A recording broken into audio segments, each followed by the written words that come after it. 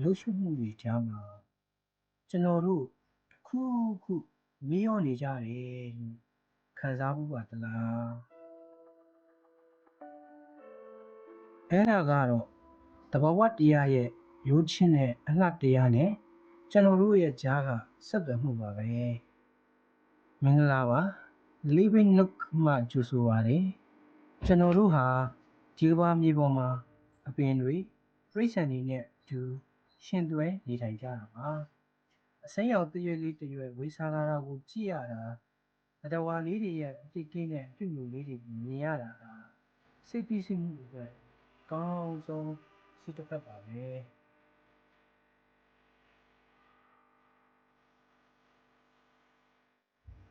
ဒီ channel လေးကိုစတင်ခဲ့ရတဲ့အကြောင်းရင်းကတော့ရှင်းပါတယ်ကျွန်တော်တို့ပတ်ဝန်းကျင်ကသက်ရှိလောကအကြောင်းသုဒလေးတွေမျှဝေရင်းတဘဝတရားကိုပိုပြီးရှင်းမြတ်လို့လာစေဖို့နဲ့ကြည့်ရှုသူတိုင်းစိတ်အေးချမ်းသာမှုရစေဖို့ရည်ရွယ်ပါတယ်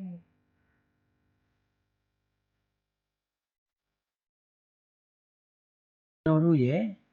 ဒီအစိမ်းရောင်ခီးစဉ်လေးမှာအတူတူလိုက်ပါဖို့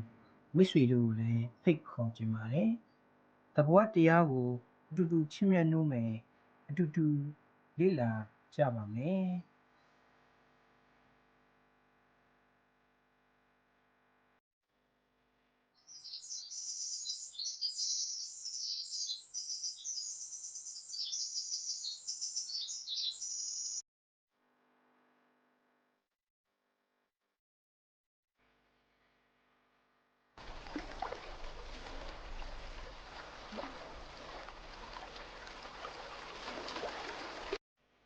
Living Look ကို